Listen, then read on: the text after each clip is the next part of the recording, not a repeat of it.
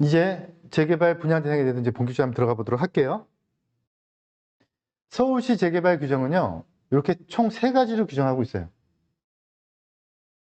주택이면 아파트 받을 수 있고요. 그리고 분할 제한 최소 면적 이상이면 아파트 받을 수 있고, 이건 좀 이따 자세히 설명드릴 거예요. 그리고 권리가액 이상이면 아파트 받을 수 있어요. 요 1, 2, 3, 요 3가지 규정인데요. 요 3가지 규정은 AND 규정이 아니고요. 우화 규정이에요. 그러니까 무슨 얘기냐면 1, 2, 3을 동시 만족해야지 아파트 받을 수 있는 게 아니고요. 요거 중에 하나만 해당이 돼도 아파트 받을 수 있다는 거예요. 그럼 몇 평을 받을 수 있느냐? 몇 평을? 우선 조합원이면 33평 이상의 아파트를 줘야 돼요. 단 없다면 못 주겠죠. 근데 있다면 줘야 돼요. 무슨 얘기냐면 일반 분양을 하지 말고 조합원부터 먼저 챙겨주라는 거예요. 근데 조합원은 다 주고도 남는다. 그러면 일반 분양 하라는 거예요. 근데 조합원을 주지 말고 일반 분양을 먼저 하고 조합원은 24평을 민다? 그걸 못하게 막고 있는 거예요. 서울시는요. 그런데 조합원을 다 주고 남는 경우가 있다면 일반 분양을 하는데 조합원한테 34평을 안 주고 24평을 밀거나 청산시키지 말라는 뜻이에요. 그러면 주택을 가지고 있는데 이게 땅이 한 평도 없다. 그냥 무허가 건물 한 채다. 그런데 일반 분양이 있다 충분히. 그러면 얘도 33평을 주라는 거예요. 이해되죠? 요거를 하나하나 보도록 할게요, 이제. 주택은 그 물건 하나에 따라서 아파트 한 채를 줄 수 있고 땅은 따지지 않아요. 땅은 몇 제곱미터가 있는지 따지지 않아요. 땅은 1제곱미터가 있을 수도 있고 없을 수도 있어요. 있든 없든 따지지 않아요. 있든 없든 무조건 아파트 한 채를 조합원 주라는 거예요. 근데 그 아파트 한 채만 받는데 어떤 사람은 집이 커요. 그럼 이거를 분할할 수가 있잖아요. 또는 한 채로 허물고 여러 채 지을 수도 있는 거죠. 이렇게 여러 개, 하나의 주택을 여러 개로 분할하거나 신축해서 개수를 더, 요만한 집을, 집의 크기는 똑같겠죠. 이렇게 나눠서 개수를 더 늘려서 주택이면 아파트를 준대요. 그러면 주택이 전용 면적이 100제곱미터든 1제곱미터든 다 아파트 한 채 주겠다는 뜻이잖아요. 그러면 100제곱미터를 가지고 있는 사람의 그 집을 분할을 해서 30제곱미터짜리 3개로 바꾸던가 아니면 그걸 허물고 다시 지어서 20제곱미터짜리 10개로 바꾸든가 이렇게 바꾸면 아파트를 받을 수 있는 권리가 더 늘어나는 거잖아요. 이게 분할 쪼개기, 신축 쪼개기라고 하는 거죠. 요거를 막는 규정이 어떤 기준점으로 막고 있다는 거고요. 그렇게 했을 때 제일 첫 번째 방법이 다가구를 다세대로 쪼개서 막는 건데요. 근데 이거는 다가구를 다세대로 쪼갰던 대한민국의 1호. 다가구를 다세대로 쪼개서 돈을 번 1호. 그게 누구냐면 그게 저예요, 저. 그게 제가 몇 년도에 쪼갰냐면 99년도에 쪼갰는데 왜 저냐면요. 이건 저일 수밖에 없어요. 왜냐면 법령이 바뀌는 그달에 제가 쪼갰거든요. 그런데 그러면 저한테 그때 쪼갰을 때 저만 쪼개지 않고 법령이 바뀌었으니까 다른 사람도 쪼개지 않았겠느냐. 근데 없었어요. 단연코 없었어요. 왜냐면 99년도에는 어떤 일이 있었냐면 쪼개서 팔리지가 않았어요. 네. 그러니까 누구도 그 시도를 할 수가 없었던 타이밍이었어요. 왜냐? 누가 사줘야지 그걸 쪼개는데 쪼개봤자 사는 사람이 아무도 없으니까 쪼갤 이유가 없었던 거죠. 그러면 저는 왜 쪼갰느냐? 다가구가 그때 제가 조합에서 일하고 있을 때는 저게 제 총무이사로 일을 하고 있었다 했는데 다가구가 3억에 나왔는데 다세대 쪼개니까 6개로 쪼개지더라고요. 6개로 쪼개지면 그러면 6개가 누군가 사줘야겠죠. 사줘야 되는데 아무도 안 사줘요. IMF 직후기 때문에. 그런데 제가 조합에 있으니까 제가 조합원한테 이주비를 주잖아요. 제가 책정한 조합의 이주비가요. 조합원 한 명당 5천만 원씩이었어요. 그때 당시에. 그러면 조합을 6명을 쪼개서 이주비만 무이자로 받으면 그러면 6개니까 6억이잖아요. 3억이잖아요. 그러면 잔금을 치르면 저는 돈을 한 푼도 안 들이고 이 물건을 살 수가 있는 거예요. 그래서 제가 다가구를 사서 쪼개서 이주비를 받아서 그 돈 가지고 잔금을 치렀죠. 그래서 저는 한 푼도 안 들이고 이 물건을 샀고요. 이 물건 가지고 제가 아파트를 그 당시 아이파크를 6개를 받았는데 나중에 이게 2002년도 말에 입주를 했는데요. 입주할 때 2003년도에 이게 피가 개당 1억씩 붙었어요. 그러니까 저는 제 돈을 한 푼도 안 들이고 6억을 벌은 거죠. 물론 그 중간에 판 것도 있고 더 비싸게 판 것도 있고 한데, 그런데 이게 제가 이제 그 당시에 지금은 6억이 뭐 큰 돈이 아닐 수도 있는데 그 당시 2002년도 6억이면 되게 큰 돈이었거든요. 그러니까 제가 이거를 벌었다는 거를 소문을 안 냈어야 되는데 그때는 좀 입이 가벼워서 소문을 냈더니 너도 나도 2002년도에 막 다가구를 다세대로 쪼개는 일들이 벌어졌던 거고요. 너무도 많이 쪼개니까 이거를 2003년도에 이제 서울시가 나갔다는 거죠. 이게 바로 다가구 다세대를 쪼개는 걸 금지한 규정이고요. 요 다가구의 개념은 뭐냐면 등기부 등본, 초보자분들도 계실 테니까 등기부 등본을 떼어보시면요, 다가구는요, 그냥 등기부 등본이 건물 하나, 토지 하나. 그래서 등기부 등본이 두 장이 나와요. 건물분 등기부 등본, 토지부 등기부 등본. 그런데 다세대로 쪼개잖아요. 그러면 각각의 건물에 대한 등기가 세 장이 나오고요. 토지 등기부 등본은 나오긴 나오지만 그 등기부 등본은 의미가 없고요. 토지가 각 건물의 대지권이라는 형태로 녹아 들어가요. 그래서 요 등기부 등본이 건물 등기부 등본에서 집합 건물 등기부 등본으로 바뀌면서 토지가 쪼개져서 대지권이라는 형태로 건물 부분에 기속이 되는 형태를 취하게 돼요. 그래서 요거는 등기부 등본이 두 장이 나오고요. 요건 등기부 등본이 세 장이 나오게 되는 거죠. 이렇게. 그러면 요 각각이 아파트를 받을 수 있는 권리로 바뀌게 되는 게 이게 다가구를 다세대로 쪼개는 거예요. 그러면 지금은 다가구 다세대로 쪼갤 수 있을까요? 없을까요? 지금도 쪼갤 수 있어요. 그리고 지금 쪼갠 거는 아파트 받을 수 있어요? 없어요? 받을 수 있어요. 예. 그런데 지역마다 다르다는 거죠. 왜요? 앞부분에서 제가 설명드렸죠? 어떤 데는 2003년이기 때문에 쪼개진 게 못 받고요. 어떤 데는 구역 지정이기 때문에 구역 지정만 안 됐으면 받을 수 있는 거죠. 그래서 이제는 법이 바뀌어가지고 다가구를 다세대로 쪼개는 거는 건축법이거든요. 그러니까 건축법에 맞게 쪼개면 돼요. 쪼개면 되는데 그 쪼개진 걸 가지고 아파트를 받을 수 있다 없다는 도정법에서 기준일이 지역마다 다르다. 그 지역마다 다르니까 어떤 지역에 따라서는 쪼갤 수 있다. 다가구를 다세대로 쪼개려면 제일 걸리는 게 뭐냐면요. 건물을 허물고 쪼개는 게 아니잖아요. 그냥 있는 상태에서 쪼개는 거잖아요. 그래서 다가구의 이 건물 부분을 없애고 토지 부분을 없애고 다세대로 변경을 해서 토지를 건물 부분에 기속을 시키면서 이렇게 해야 되는데 문제가 뭐냐면 이 다가구를 다세대로 쪼개기 위한 건축법 요건에 만족을 해야 되는데 그러려면 두 가지를 봐야 되는데요. 그때 당시 이 다가구가 지어질 그 당시의 건축법에 다세대가 어떻게 규정하고 있었냐예요. 그때 당시에 주차장이 세대였다면 맞춰서 하면 되는데 그런데 다세대를 신축을 하거나 또는 다세대를 쪼갤 때 이 주차장을 맞추는 게 생각보다 어려워요. 그런데 다세대를 짓거나 다세대로 쪼개는 게 아니고 근린생활시설을 지면 이 주차장 요건이 갑자기 확 완화되거든요. 그러면 다가구를 다세대로 쪼갰을 때에 이렇게 세 개밖에 안 나오는 것들이 근생으로 짓게 되면 더 많은 개수로 쪼개지는 일들이 벌어져요. 그런데 문제는 근생은 주택이 아니라는 거죠. 그래서 근생은 주택이 아니기 때문에 아파트 배정에 못 받아요. 그런데 아파트 배정에 못 받는데 그런데 서울시 그때 당시 공무원의 실수에 의해서 어떤 일이 있었냐면 주택이면 아파트를 받을 수 있고 근생이면 아파트를 받을 수가 없는 게 원칙인데요. 그런데 어떤 실수를 했냐면 참 이상한 실수죠. 어떤 한 사람이 이렇게 물어본 거예요. 지금 법령을 보니 이렇게 표현하고 있는 거예요.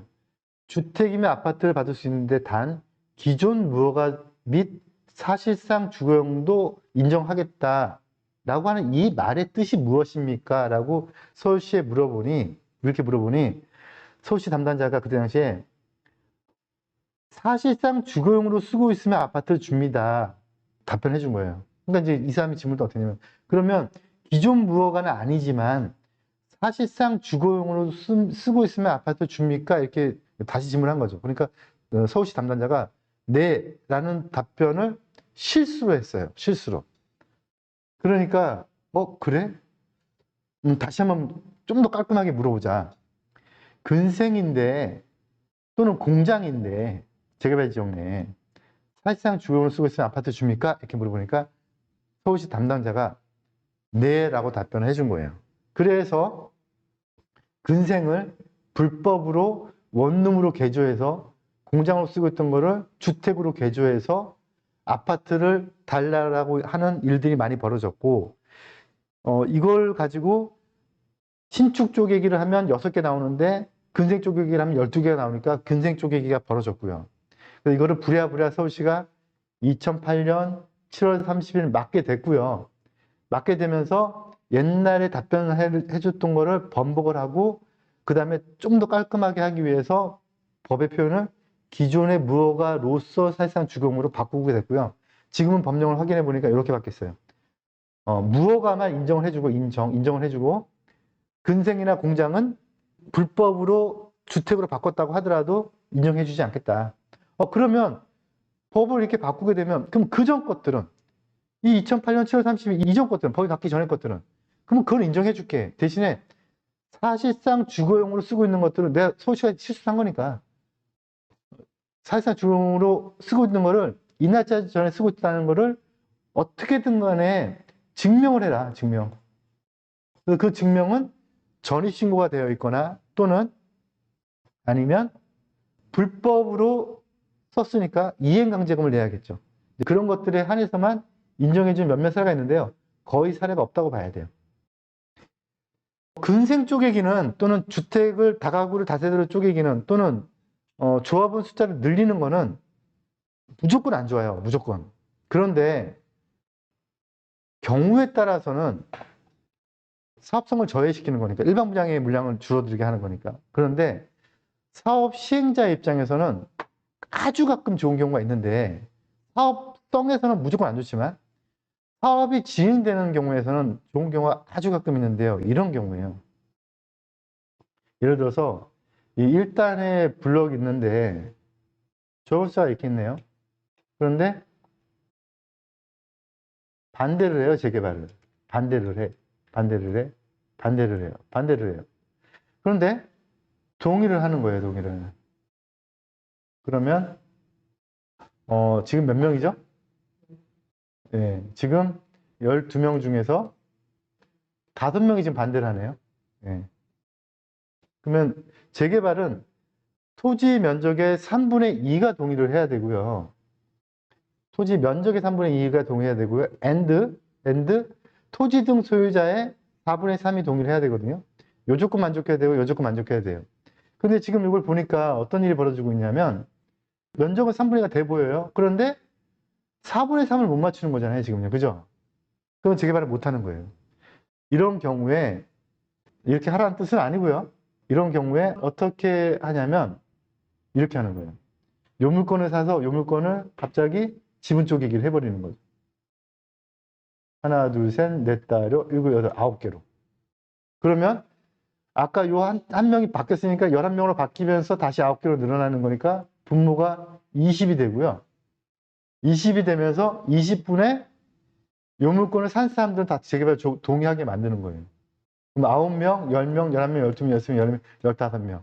그러면 동의자 숫자가 갑자기 확 늘어나는 거죠. 그래서 동의를 높이는 용도로서 재개발 사업이 안 되는데 동의를 높이는 용도로서 지분 쪼개기를 하는 경우가 간혹 있어요.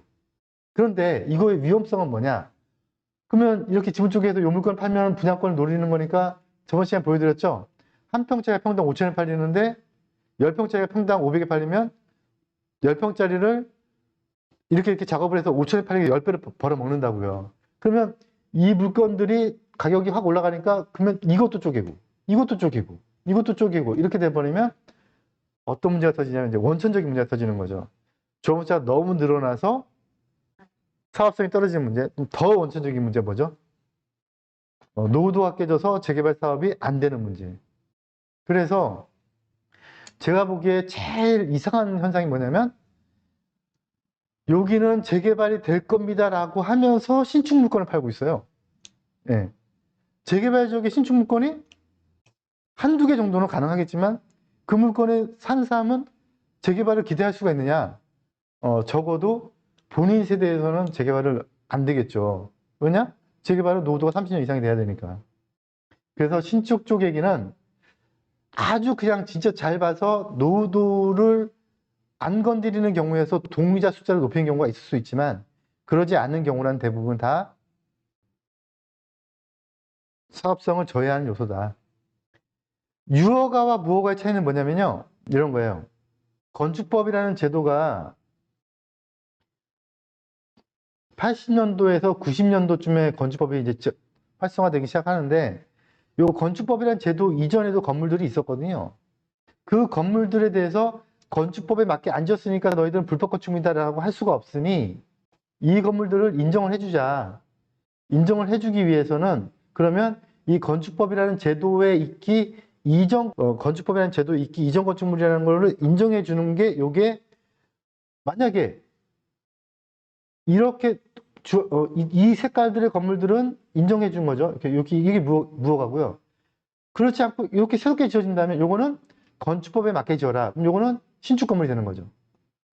그래서 신축 건물과 기존 건물들을 구분해주기 위한 게 무허가 건축물인데요. 이거는 좀 잘못 만들어진 말이죠. 왜냐하면 잘 생각해 보세요. 왜 잘못 만들어진 말이냐면 만약에 이 건물 같은 경우는 지금 건축법에 맞게 지었어요. 그런데 이 건물은 건축법에 맞게 안 지었다면 얘야말로 진짜 무허가죠. 왜냐면 이때 없었으니까. 그래서 지금 법에서는 이 무허가라는 말을 만들어 놓고 좀 뭔가 이상하다라고 하니까 한 20년 지난 다음에 어떻게 만드냐면 이 건물들은 기존 무허가 그리고 이 건물들은 신발생 무허가 이렇게 명칭을 구분하고 있는데요. 그래서 동일한 무허가 건물이라는 표현을 쓰고 있지만 기존 무허가는 유허가하고 동일하고요. 그건 아파트 받는데 배정에 전혀 문제가 없고요. 신발생 무허가는 아파트 배정받을 수가 없어요. 그래서 그거는 또 기존 무허가와 신발생 무허가의 그 기준 날짜는 시도마다 다 달라요. 요거는 지나갈게요. 그러면 이제 신발생 무허가는 또 뭐냐? 건축법에 맞게 지어지는 게 신축 건물이고요. 건축법에 맞게 지어지지 않는 게 신발생 무허가인데 설계를 받고 허가를 받고 건축받고 승인받고 건축물 대장 만들어주고 사용 승인 받는 이게 이제 신축 건물이고요. 보통 뭐 신축 쪽이긴 하든 뭐 하든 이게 신축이고요. 이렇게 흘러가서 사용 승인을 못 받는 거, 그 등기부등본 만들어지지 않는 거, 요거가 신발생 무허가이냐? 이거는 또 명칭이 달라요. 이걸 뭐라고 부르냐면, 이거는 미사용 승인 건축물이라고 불러요. 그럼 신발생 무허가는 뭐냐? 신발생 무허가는 이 행위 자체를 안 했다는 거죠. 이 모든 행위. 건축 설계부터 들어가지 않았다는 거예요.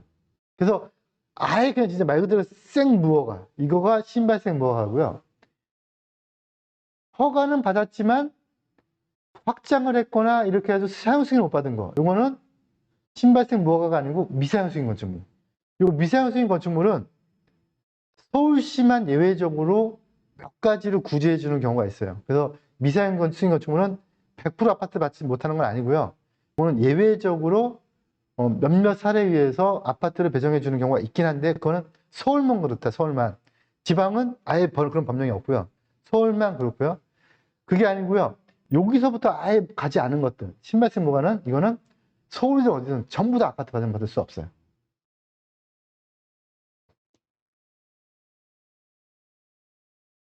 오늘은 여기까지 하고요. 그리고 다음 시간에 계속 이어서 수업을 진행하도록 하겠습니다. 우선 녹화는 끊고요. 궁금한 거 있으면 질문을 받고 그리고 마치도록 할게요. 수고하셨습니다.